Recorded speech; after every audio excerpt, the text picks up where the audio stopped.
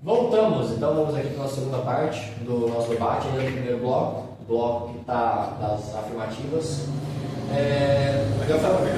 Já foram 3 perguntas afirmativas, tanto minhas quanto do Gustavo. Agora o Gustavo vai fazer a quarta afirmativa dele. Então o Gustavo pode ficar à vontade. É uma afirmativa ou são perguntas agora? Afirmativa ou pergunta. Fica aqui, se você quiser. Você acredita que uma pessoa pode ser salva fora da Igreja Católica? Discorra a respeito disso. Tá. 5 minutos. Boa pergunta. Mas aí você está pegando o que eu acho pessoal, Rafael. Só que você, enquanto só que eu, como pessoal Rafael, eu creio que a igreja que ela professa. O que a igreja sempre fala, né? Fora da igreja não há salvação. Por quê? Porque fora da igreja não há sacramentos. Né? Logo, se não há os sacramentos, não há salvação. O próprio Cristo fala isso quando ele fala a questão do batismo. Não foram batizados, não terás vida eterna. Então, os sacramentos são necessários para a salvação. Então, fora da igreja há salvação. Fora da igreja não há salvação, fora da igreja não há o sacramento. Então, como que eu vou falar que tem salvação fora da igreja se não tem a Eucaristia, se não tem o batismo, que o próprio Cristo fala que é necessário para que seja salvo, coloca uma condição. E outra, como que em outro lugar vai ter salvação? Se em outro lugar também não professa, não crê em Jesus Cristo. E também foi a condição que ele colocou para que seja salvo. Né? E crer não é necessariamente acreditar. Porque acreditar em Deus até o diabo acredita. Só que o crer verdadeiramente é seguir tudo aquilo que Cristo ensina, tudo aquilo que Cristo fala, que Cristo faz. Não somente o que está na Escritura, mas também o que foi ensinado através dos apóstolos, o que eles dizem e colocam pela autoridade que eles têm de interpretar as Sagradas Escrituras e a tradição. E é justamente esse conceito de seguir e crer em Deus. Então, como que pode haver salvação para a igreja se para a igreja não crê em Jesus Cristo e não tem os sacramentos? Esta é a via ordinária pela qual Deus, pela sua revelação, nos mostrou. Mas, claro, existe a via extraordinária. Porque para Deus, nada é impossível. Se Deus quiser salvar, Ele vai salvar. Famoso, a bola é dele. Né? Então, ele decide quem vai jogar. A bola é dele. Quem criou o jogo foi ele. Então, ele decide quais vão ser as regras. Você fez uma boa. Aí, vai na questão de, por exemplo, volta um pouco na questão de Maria.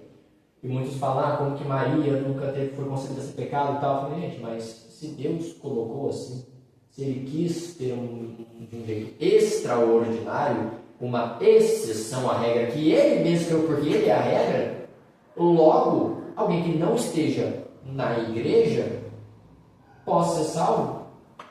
Isso vai de Deus decide. Só que, assim, eu não arrisco. Por quê? Porque a via ordinária já é uma via que o Cristo mostrou, os apóstolos confirmaram e os santos, com o seu sangue derramado, nos provaram isso, estando no céu junto de Deus. Então, qual é o caminho para o céu? É justamente esse. Santos que seguiram a igreja, seguiram os mandamentos, cumpriram os preceitos, receberam os sacramentos e assim hoje estão no céu e foram salvos. Esta é a via que Cristo nos revelou e que, como eu falei, os apóstolos atestaram e os santos comprovaram ao longo de suas vidas. Tanto que teve santo que, por não professar outra fé, porque não conhecia outro jeito de salvação, ele sabia que não seria salvo, porque não tinha salvação por amor a Deus, ele preferiu morrer, derramar o seu sangue, a professar outra fé. A professar uma fé que não crê em Jesus Cristo, a professar uma fé que não tem os sacramentos. Ele derramou o seu sangue, preferiu derramar o seu sangue e morrer do que realmente fazer isso. Então, fora da igreja há salvação? para Deus não é impossível. Mas o que Cristo veio mostrar, o que a igreja ensina, e com muitas provas ao longo da própria Sagrada Escritura, como vemos a questão de São Pedro, de São Paulo, martirizados, entre outros, o caminho que Jesus mostrou é justamente esse caminho que todos os santos trilharam. Mas, para Deus nada é impossível. Bom, então, você diria que, fazendo um resumo grosseiro aqui do que você disse, você duvida que seja tão simples assim, mas existe. A salvação fora da igreja. Essa é a sua opinião ou a opinião da Igreja Católica? Eu não falo nada por mim porque eu confio na igreja, na questão de fé, do moral. Então, que você, no começo do argumento você falou, vou falar o que eu acredito, na minha ideologia. Não, a minha não. Eu não tenho ideologia, a igreja ensina tal coisa. Tudo que você falou foi nessa linha. Isso, foi da igreja. A igreja não é na testa, porque tanto os princípios que existem fora da igreja, ainda assim pertencem à igreja. Sim. Olha lá. Eu acredito, e agora eu vou falar coisas que são bem protestantes de se dizer. Por que bem protestantes? É porque o protestantismo não se prende de tantos dogmas. Eu já fui a igrejas protestantes que diziam que fora da igreja não há salvação. Da igreja evangélica. E eu já fui a igrejas que me disseram que existe salvação fora da igreja. Mas essa segunda opção é bem mais rara. Tá? Aqui tem um ponto que eu discordo tanto da igreja, que eu discordo mais da igreja evangélica do que da igreja católica. Porque na Bíblia fala que Deus ele perdoa o tempo da ignorância. Deus ele perdoa o honestamente ignorante. Ignorância não se mede, entendeu? A gente pode olhar para o nosso próprio país e ver que a ignorância ela é predominante no mundo, né? Então, quando uma pessoa está sendo honesta naquilo que ela faz, como você pode condenar ela ao fogo eterno, ao inferno? Entende? Como que você pode condenar uma pessoa que está honestamente buscando a Deus? Certo? Quem salva é Deus. Quem condena é Ele, a glória é dele. Quem decide no final vai ser Ele. Mas o que a Bíblia diz a respeito disso?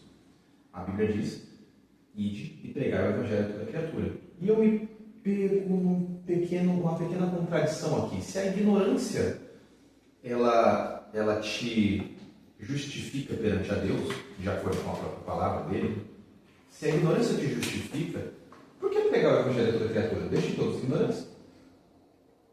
Vai ser mais fácil? Todos serão salvos, todos serão honestamente errados. E a resposta é que Deus é maravilhoso, Deus é incrível, Deus é bom ser cristão. Faz bem para o ser humano estar de acordo com aquele que o criou.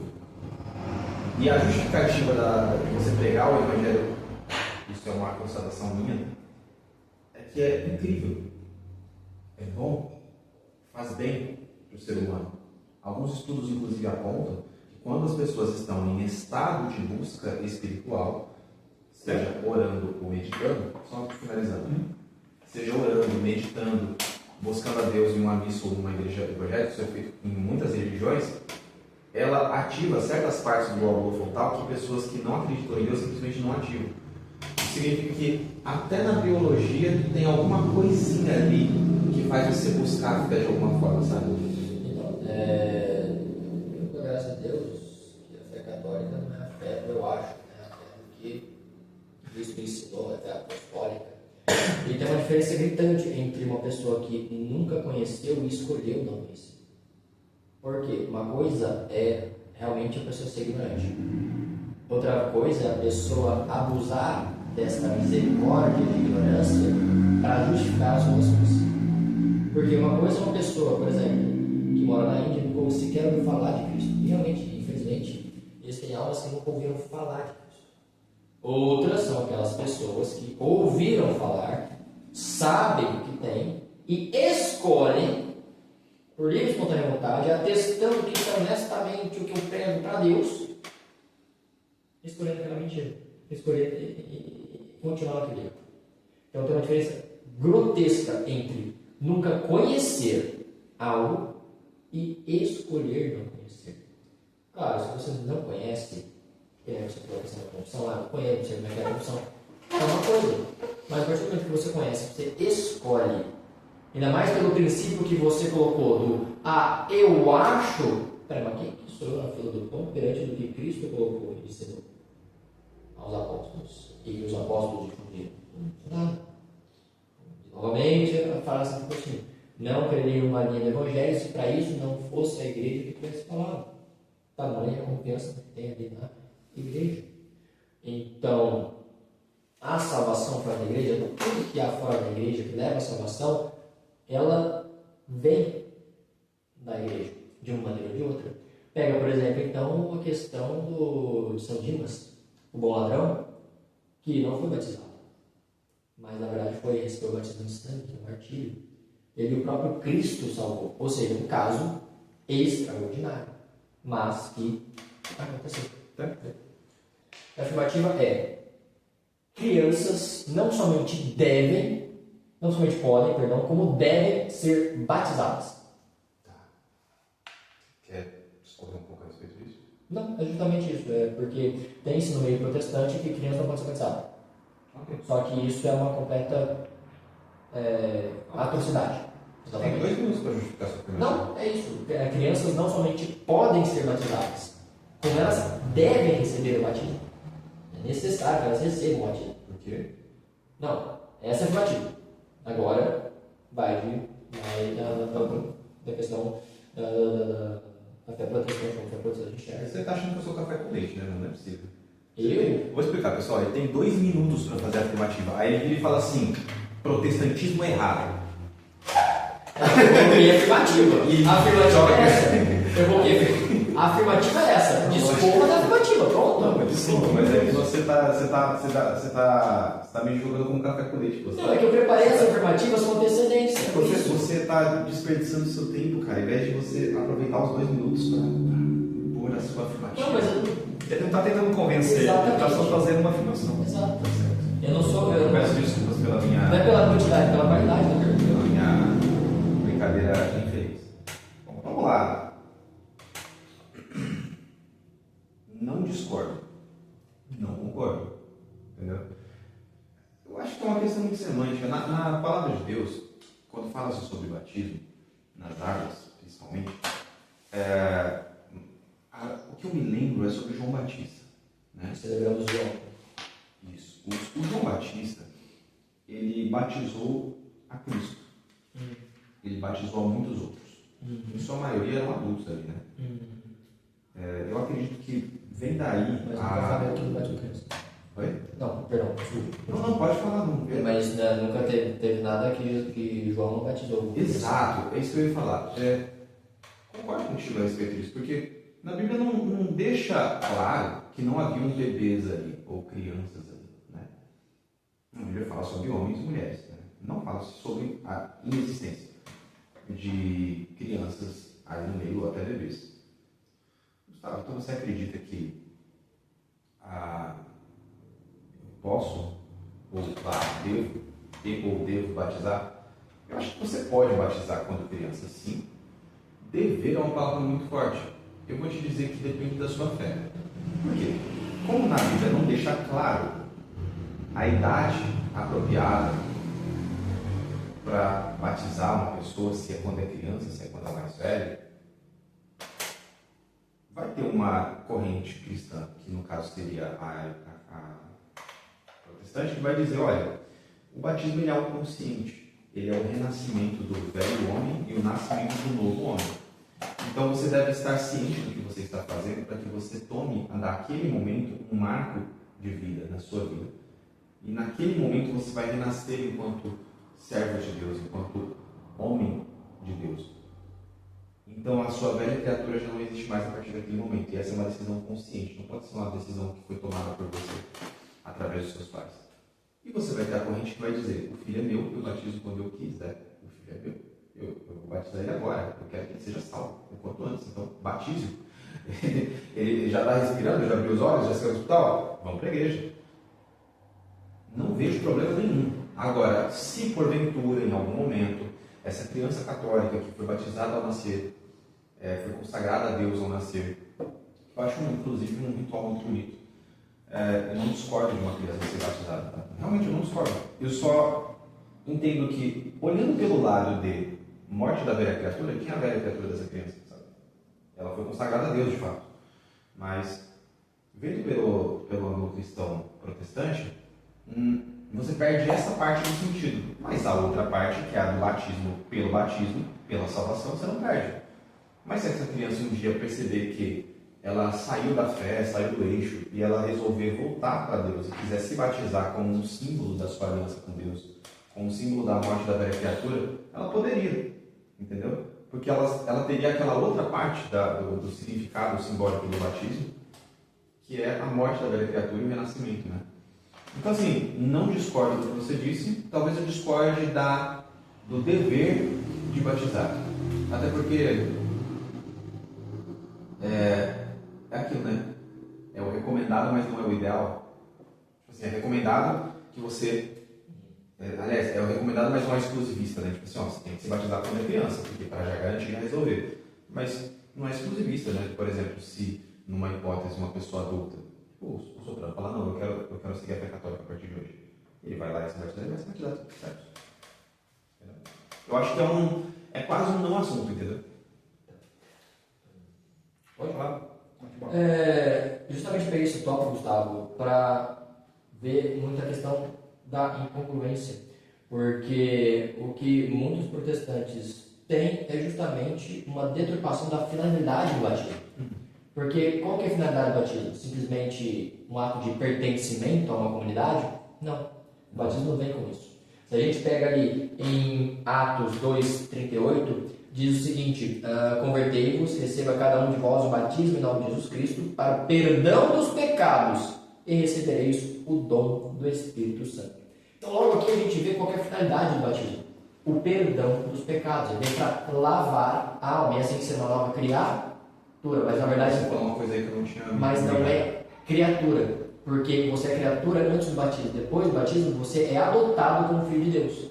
Nós somos filhos de Deus por adoção, porque nascemos das águas do batismo.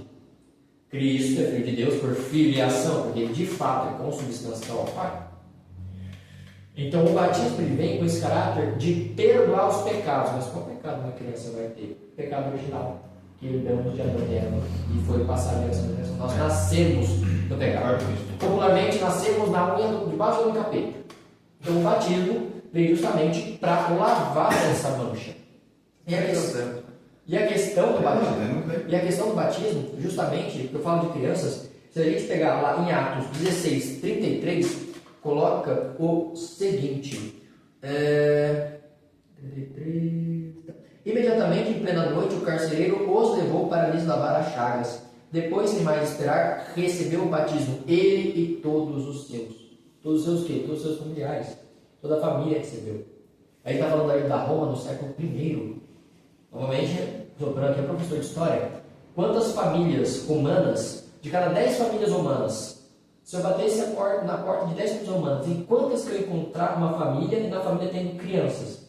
Praticamente em 9 delas. Ou seja, existiam crianças e eram batizadas. Concordo. Aqui, porque se fosse algo completamente, tipo, não, criança não pode ser batizada, é tão específico que estaria não somente escrito, mas os apóstolos estariam. E nunca nenhum apóstolo ensinou nada sobre isso. Então a questão do dever ser batizado deve, por quê? Porque precisa apagar essa mancha do pecado, para se tornar filho de Deus, e assim alcançar a salvação. Que nem o que eles falam, aquele que ele for batizado entrará no reino dos céus. Então o batismo ele não vem somente como essa questão de é um ato para pertencer à comunidade. Não é isso.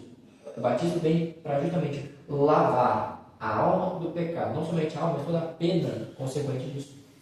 Porque antes do batismo você é um e depois você é outro, criatura de Deus. Bom, eu não disse que você se batiza para pertencer a uma comunidade. Talvez tenha havido alguma dissonância. Eu coloquei no contexto geral do protestantismo. Então, na igreja protestante, no geral, entende-se que o batismo ele é para remissão de pecados e para que você, a partir daquele momento, seja uma nova criatura, para que você seja um novo homem. você renasça, entendeu? Enquanto santo, enquanto puro, lavado. Agora você faz parte, não do clubinho da Igreja Batista ou da Igreja Universal, né? Agora você batizou, você pode ser filiado ao Bispo Macedo. Não, calma, não é bem assim. A ideia é que, a partir daquele momento, você é filho de Deus, né? Você renasce como nova criatura. Então nós concordamos nesse tópico. A Igreja Protestante entende que quando você é uma criança não pode pecar, porque ela é absolutamente inocente. E a malícia entra no coração da criança ali, alguns dizem que por volta dos 12 anos de idade. A malícia é quando você começa a ter erros de intenção, né? Quando você, como criança, desobedece sabendo que está desobedecendo, quando você bate sabendo que é errado, você entende a diferença de certo e errado. Muito se faz um paralelo do que era Adão e Eva no paraíso. Inclusive, acho que a gente conversou sobre isso uma vez, que quando Adão e Eva estavam no paraíso, eles eram inocentes, sendo adultos. E a partir do momento que eles tiveram o entendimento do bem e do mal, eles puderam pecar. Então, assim, o pecado entrou depois que eles tiveram conhecimento do bem e do mal. Tal qual uma criança que não tem pecado, e a partir do momento que ela começa a entender o que é o bem e o que é o mal, ela começa a pecar. E aí ela precisa fazer o batismo. A Igreja Protestante entende que esse é o momento ideal. Algumas dizem que é aos 12, outras dizem que é aos 14. Como na Bíblia não existe nenhuma restrição, eles optaram cada um pela sua. Não, o gozado é que cada denominação protestante fala uma coisa, né? Uns aceitam batizar, outras não. Então aí eu pergunto o seguinte: tá, mas e aí? Não é a unidade? Cristo veio pregar a unidade? Então onde que está a questão da unidade? Né? Então, mas desculpa, ainda fica a minha questão. Quando tem entendimento. Então, se pegar uma pessoa que possui algum tipo de deficiência mental, que não sabe o que é entendimento, então aquela pessoa automaticamente não precisa de nada, porque ela já está salva. Mas você fez uma boa pergunta. Né? Então, essa questão de discernir, normalmente aquela questão do eu acho e que permeia toda a questão do protestantismo. É a sua quinta e última pergunta. Eu estive pensando a respeito da salvação. E nas minhas andanças, voltando naquele assunto que nós estávamos antes, eu acabei me deparando com frases da própria Igreja Católica. Né? Porque eu quis entender como que era a salvação pelos diferentes ângulos. Né? O que era a salvação dentro da Igreja Evangélica, da Igreja Católica, onde que se diverge, onde que se converge. A salvação vem pela fé. Certo? Você crê e é batizado e aí é salvo. Você não crê e é batizado e aí é salvo na igreja evangélica ou na igreja católica. Você crê e é batizado em nome de Cristo e é salvo. Você crê em Cristo e é batizado em nome dele e aí você é salvo. A igreja católica entende, eu vou só pegar uma colinha aqui, de acordo com o catecismo da Igreja Católica, aqui tem um código 847 e 1793. Eu não sei se isso refere-se ao ano ou se refere-se a um tom, um versículo, um tópico. Aqueles que sem culpa ignoram o Evangelho de Cristo e a sua Igreja, mas procuram a Deus com um coração sincero sob o impulso da graça, se esforçam para cumprir a sua vontade, conforme conhecem pela voz da consciência, podem conseguir a salvação. Isso aqui é um consenso na Igreja. Se a ignorância invencível é invencível ou o juízo errôneo, não é inimputável ao sujeito o mal cometido e não pode ser imputado a essa pessoa. O mal cometido por esse sujeito não pode ser imputado a essa pessoa. Tratando especificamente sobre a responsabilidade moral. Enfim, eu não vou continuar aqui porque eu só queria trazer esse gancho. Eu acredito que a salvação ela pode existir e fora da igreja. Pouco se fala sobre isso na igreja evangélica. É uma discordância que eu tenho com a igreja evangélica e é uma concordância que eu tenho com a igreja católica. Mas eu percebo que você não concorda com a própria igreja católica quando falou sobre isso. Porque você falou que fora da igreja não pode haver salvação e etc. Eu queria entender melhor o que você falou sobre isso. Porque vamos lá. Ficou muito cinza. Novamente, volta para a questão ali que não pegou. Escuta o que quer e pega, escuta tudo, mas pega só uma parte. Novamente, vai pela questão que, eu vi o que acontece na igreja católica, na igreja tal, e eu acredito novamente. A fé do eu acredito. Logo a fé do eu me salvo. Logo a fé do eu basto. Logo a fé começa a gerar ali um círculo de orgulho de tipo, eu acredito, mas espera aí, como é que o seu discernimento pode estar alinhado ao que Deus realmente quer, e é Deus que está mostrando ali, se justamente essa questão do eu acho, sendo que o que o próprio Cristo mostra ali na questão de escutar a quem Ele envia, não é escutado. Mas, enfim, o que eu falei é justamente o que o catecismo da igreja falou. Não há salvação fora da igreja, porém, Deus utiliza meios extraordinários. Só que presta atenção no que você falou do catecismo. Aquele que a ignorância é realmente real, não aquele que escolhe permanecer na ignorância. Então, aquela pessoa que realmente não sabe, ela pode ser salva? Claro que pode, é Deus pode salvar quem quiser. Mas a partir do momento que a pessoa escolhe, quem nos rejeita, a mim que rejeita. Como é que eu vou seguir um apóstolo se eu nunca ouvi um apóstolo? É uma coisa. Agora, eu não vou seguir o apóstolo. Por quê? Você não ouviu? Não, porque eu não quero seguir o que ele está falando. Um canibal que mata pessoas e come é um ato errado ou é errado ele matar as pessoas ou é certo? Errado. Tá, mas na cultura dele é certo. Para ele está sendo honestamente sendo certo. Mas continua sendo errado. Porque nós temos o quê? Esse discernimento concedido por nós, ensinado por nós, que Deus foi ensinando ao longo da história, mostrando os mandamentos que nós seguimos de Deus, que isso é errado. Gustavo, certo continua sendo certo e errado continua sendo errado, mesmo que 1 milhão de pessoas falem que o certo é errado, e errado é certo. Por exemplo, só um exemplo, tá? Tem milhões de pessoas falando que a questão sobre o aborto. Isso é uma coisa certa. É completamente hediondo o aborto. Completamente contra. Não existe nada mais abominável que essa porcaria. Continua sendo errado, continua sendo errado. E o certo continua sendo certo. Não se negocia a fé, né? Então, mas justamente o que eu estou colocando aqui a crer. E aí eu novamente falo na tecla. Muitas vezes o erro dos protestantes não é a questão de interpretar os textos, mas saber a etimologia das palavras. Crer não significa somente acreditar. Crer no sentido de você viver aquilo. Religião não é uma coisa que eu pego no meu domingo, vou para a minha missa, depois chego e guardo. Não, a fé sem obras é uma fé morta, já diria ali São Tiago em suas cartas. Então eu preciso das obras, porque é através das minhas obras que minhas chagas vão aparecer, e estas chagas são as chagas que vão testemunhar o meu amor por Cristo, e este meu amor por Cristo que vai pregar o Evangelho. Já diria ali São Francisco de Assis. E de ao mundo pregar o Evangelho. Se preciso, utilizem palavras. Porque as atitudes de um cristão falam que ele é cristão sem ele falar um A. Cristo, você reconhece Cristo, mesmo sem ele falar que é Cristo, só pelo marco dos pregos das mãos e nos pés, pelas chagas. Quantas esculturas temos aí no mundo, por exemplo, foi a figura da campanha da fraternidade, de um mendigo num banco, mas os pés à mostra, os pés estavam os pés perfurados. Logo, entende? Cristo, ou seja, as chagas, as marcas ali carregam todo o testemunho. Então, o crer é viver e abraçar como um todo. A fé, a religião, não é uma banca de feira. Eu escolho isso, eu acredito nisso, isso daqui eu não acredito, isso daqui eu não acho certo. Ou você abraça tudo ou você não abraça nada. Por quê?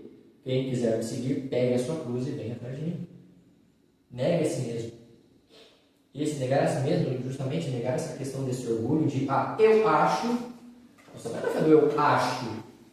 É a fé do que Cristo ensinou, do que os apóstolos seguiram no seu ensinamento. E se for de eu acho em eu acho, na minha visão, na minha opinião a salvação, no meu entendimento a salvação, não. Cristo já mostrou qual é a salvação. 5 minutos? Agora só a réplica e 3 minutos agora. 3 minutos. Bom,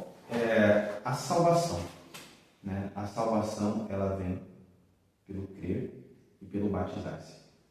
Certo? Dito isso, por que Jesus colocou que a ignorância justifica uma pessoa? Por que na Bíblia está escrito isso, né? Se não fosse importante, não estaria escrito. É muito interessante você ver que Jesus ele não colocava as coisas em caixinhas, né? Não era uma coisa tão sistemática. Abraçar a fé cristã, ela deve ser abraçada por completo. Isso eu concordo contigo. Você selecionar o que te convém não é legal. É muito fácil. Como? É muito comum, é muito fácil. Eu tenho minha fé. Eu já escutei muito isso. Eu já falei muito isso. Mas veja bem, a Bíblia também fala que você não deve ser demasiadamente justo. Olha só que afirmação contraditória, né? Tem pessoas como Cristo fala que os céus violentos, né? Você entende? São certas afirmações que você vê na Bíblia que contradizem a justiça extrema e a entrega de tudo, sempre, todas as vezes. Não estou dizendo que você tem que flexibilizar a fé. O que eu estou te dizendo é que está tudo bem você usar poliéster, sabe? Ou tecidos mistos, ou fazer a barba, sabe? Ou cortar o cabelo, sei lá, raspar as axilas. Entendeu? O que eu estou dizendo é que não é porque você não seguiu 100% da palavra de Deus que você vai para o inferno. Entendeu? Até porque na palavra de Deus muitas coisas foram flexibilizadas, cara. Tanto no catolicismo quanto no protestantismo. Entendeu? Muitas coisas foram interpretadas, entendidas, flexibilizadas. Até certo momento, as pessoas podiam se casar à revelia não na revelia, mas com mais de uma mulher. Depois de um tempo, falou, na própria Bíblia, né? Tem só uma esposa. Sempre foi uma esposa. Não, o judaísmo fala que é uma esposa só. Davi teve 9 esposas, que a estrela dele está na bandeira de Israel. Ele morreu em desgraça. Morreu em desgraça não, né? Ele viveu em desgraça. Mas enfim. Mas na Bíblia também é escrito: seja o seu dizer sim, sim, não, não. O que passa disso é de procedência maligna. Né? Por isso que eu quis trazer esse debate, porque é um debate que não é preto no branco. Né? A Igreja Católica diz que quando a pessoa tem ignorância invencível, ela pode ser salva. E o que é ignorância invencível? Vamos fazer um suposto absurdo. Você está completamente certo. Você está do lado certo da história. Você está falando sobre salvação para mim. Só que eu estou aqui do outro lado, também estudando e também acreditando na salvação, só que com outro ângulo. 3 minutos, tá? E eu não estou sendo intencionalmente falando que eu não vou me ajoelhar diante dos santos ou igrejas. Não, cara. Eu só estou sendo eu mesmo e honesto e sincero, dando o meu melhor aqui. Isso também é ignorância. Tá. Eu pego então um exemplo do jovem rico, quando ele perguntou ao Senhor: o que você salva? E é o que ele respondeu: siga os mandamentos. Mas Senhor, isso eu já faço. Ótimo. Venda tudo que você tem e dê aos pobres. Ou seja, Jesus aqui, se a gente for pegar por uma tradição, Jesus não falou do batismo aqui. Jesus não falou do crer nele. Se for pegar no sentido mais firme da palavra. Ele falou sobre obras, né? Falou os mandamentos e, exatamente, não falou sobre aquilo de obras. E será salvo. O senhor jovem ficou triste, sabe, dessa história. Jesus não mencionou mais nada além disso. Se a gente for pegar por incongruência, Jesus veio falar que o céu é dos que fazem violência. Violência? Que tipo de violência? A violência contra si mesmos. Aqueles que fazem sacrifício, aqueles que perseveram, os violentos. Jesus veio falar: eu não vim trazer paz, eu vim trazer divisão. Não é o Deus da paz veio trazer divisão? Então essas incongruências, essas inconstâncias, elas existem e elas têm, por quê? Porque tem o seu significado mais profundo. Aí, o que você falou, questão da palavra e tal, mas a pergunta que eu faço para você é: então, mas o que é a palavra? A palavra de Deus é o quê? Não. A palavra de Deus não é isso daqui. Isso é um livro contendo a palavra. A palavra é Cristo. João, capítulo 1, versículo 1. justamente sobre o verbo era, Deus estava com Deus. A palavra é o próprio Cristo. Ou seja, eu sou o caminho, a verdade e a vida. Ponto. É o Cristo. É o seguir o Cristo. Pode ficar, cara. Não. Mas a questão de Davi também não dá para entender, porque, beleza, ele pega Davi, se Deus resolve por Davi mesmo ele sendo daquele jeito, não aceita Pedro. Bom, mas enfim, vamos lá. É meu último afirmativa, né? Meu último recado. Eu trouxe o melhor para o final, e é um assunto que a gente nunca debateu, nunca teve tempo para debater, que é o seguinte, pode dar... A Eucaristia é verdadeiramente nosso Senhor Jesus Cristo, em corpo, sangue, alma e divindade. Ou seja, a grosso modo, é literalmente Jesus Cristo que está ali na Eucaristia. A Eucaristia é o próprio Cristo. Ou seja, é o próprio Deus que está ali. Essa é a afirmativa. Não é não é simbólico somente. Não, é presença real. Ok. A Bíblia diz que Jesus pegou o cálice, pegou o pão, e ele falou, esse é meu corpo. Ele estava com o pão na mão. Ele falou, esse é meu corpo. Depois ele pegou o cálice e disse, e esse é meu sangue. Né? Eu quero do meu sangue. E ele falou, fazer isso em memória de mim. Certo? Aí que começou a Eucaristia na igreja evangélica Santa Ceia, na protestante, né? Que diferença faz? Que diferença faz em ser um mero símbolo de Cristo real? Essa é a diferença? Com certeza. Vamos lá. Fazer isso em memória de mim. Cara, tá bom, eu estou comendo um pão e um cálice e estou pensando em Jesus e naquele momento lindo. Isso tem uma simbologia incrível para mim. Aí você está comendo o pão e você acredita que assim que ele entrar em você, ele vai virar carne literal. Carne literal. Proteínas de carne literal divina. E depois, na hora que você bebeu o suco de uva ou o vinho que estivesse sendo servido, na hora que passar da língua, porque você não vai sentir gosto de sangue nem gosto de carne humana. Seria estranho. Mas assim que ele passar da língua, aquilo ali vai transmutar dentro do seu corpo, não é? E vai virar sangue literal. Foi o que você disse, porque é literalmente sangue, literalmente carne. A não ser que Jesus seja feito de uva e pão, eu acho que não é o caso. Mas o ponto é que não faz diferença. É uma questão semântica. É tipo assim, eu acredito que é o corpo de verdade, cara. Não, eu acredito que é um símbolo. É a mesma coisa que, sei lá, cara. Vamos lá. Eu acredito que se você tiver a fé do tamanho de um grão de mostarda, você vai poder mover montanhas. Literalmente. Você vai causar um terremoto. Você vai mudar as Ilhas Caimã de lugar. Sabe? Você vai trazer o Everest para cá. Não, eu acredito que um grão de mostarda e uma montanha são hipérboles. Não, naquela época nem existia hipérbole. É literalmente uma montanha. Pô, cara, sei lá, tipo, faz diferença na sua vida, sabe? Tipo assim, se vai trazer uma montanha literal, eu sei lá, eu acho que nem na Bíblia tem uma montanha literal saindo de um lugar para o outro. Não faz diferença saber se aquele é o meu Deus ou não? Não, ele é o seu Deus, mas não faz diferença na prática. O que eu estou te dizendo, acho que você não está entendendo. O que eu estou te dizendo é que se você acredita que é literalmente carne e sangue literais, estou falando de um pedaço, um naco de carne de Cristo, e um gole do sangue dele literal ali, se transformando em sangue dentro do seu corpo, sem o próprio sangue, só com gosto de pão e de uva, dentro do seu corpo, na prática, o que você está fazendo? Você não está bebendo em memória dele?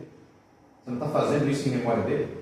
Se você está fazendo isso em memória dele, na prática, não faz diferença no que você acredita. Se você acredita que é carne literal, se não é. Deus não falou se é carne literal ou se não era, sabe? Ele falou, aqui é meu corpo. Se foi um símbolo ou se foi uma literalidade, entendeu? Na prática, no final, não vai fazer tanta diferença, porque eu já estou Eu já estou fazendo em memória dele. Sabe? Por exemplo, eu chego numa vovozinha e falo, vovozinha, você acabou de virar cristã. Você precisa fazer a Eucaristia. Isso aqui é literalmente carne divina. Isso aqui é literalmente, é de verdade, é o sangue de Cristo, de verdade, tá? Ou, isso aqui é a carne e esse aqui é o corpo de Cristo. Você tem que beber esse suco de uva, que é o sangue de Cristo, e esse pedaço de pão, que representa o corpo de Cristo, em memória dele. No final, ela vai estar fazendo a mesma coisa.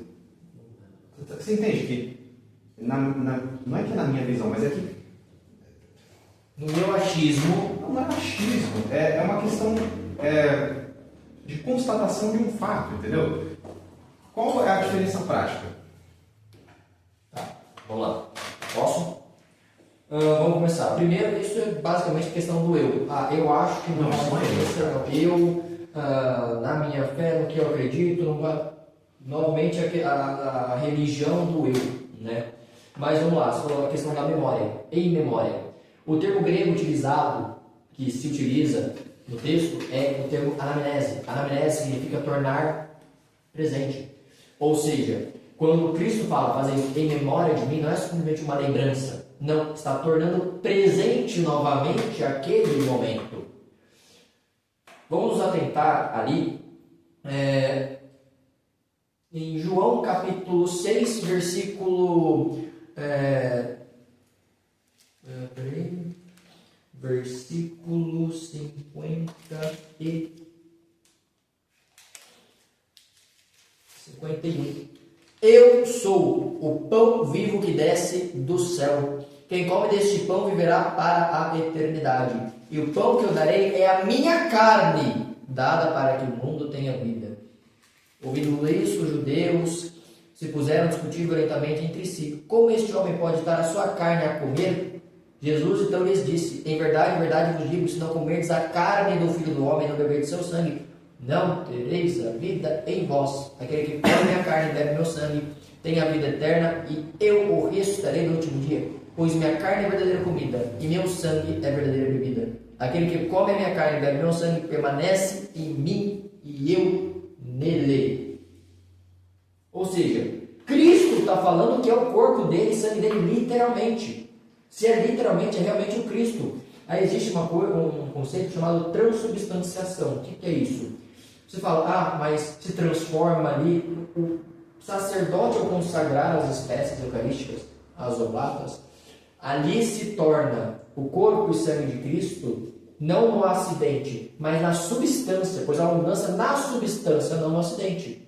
O acidente, o material, se eu levar no laboratório e eu analisar aquilo lá, você não consegue diferenciar uma hóstia consagrada de uma não consagrada. Mas, substancialmente, é verdadeiramente Cristo que está ali. É Deus que está ali. Por quê? Porque Ele mesmo fala. Ele mesmo coloca. É o meu sangue. É a minha carne. Então, é verdadeiramente o Cristo. E a igreja nunca pensou isso de maneira diferente. Todos os cristãos tratavam a Eucaristia com tamanha reverência. São Paulo mesmo fala...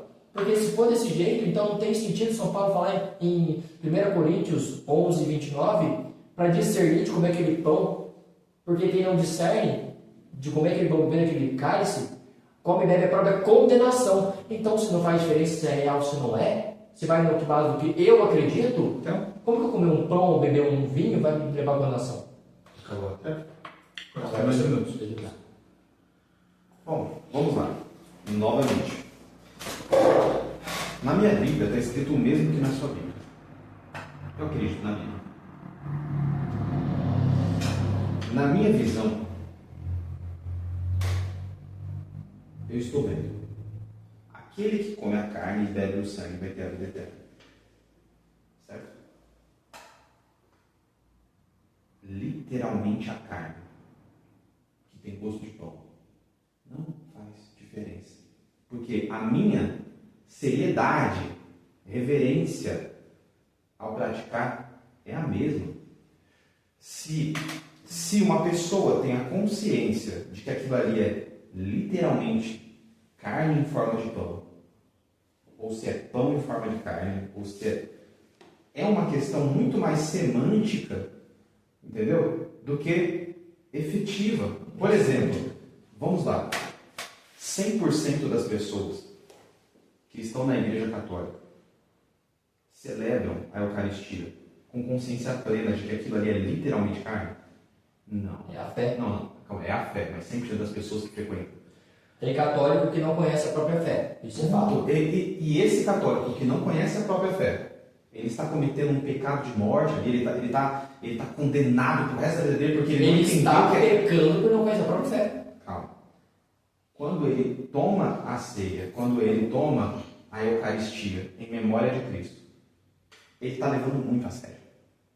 Mas por uma questão semântica, que é o que eu estou dizendo aqui, esse católico, ele não está entendendo que é literalmente carne ou literalmente sangue, né? Como ele não entendeu, ele está assinando um contrato de condenação? Não. Por quê? Porque ele fez tudo certo. Ele só não entendeu a questão semântica. Você entende? Pelo visto, mesmo na questão semântica entender, não faz diferença, né? Porque vai de acordo com o que a pessoa acredita. Estou falando de uma pessoa honesta.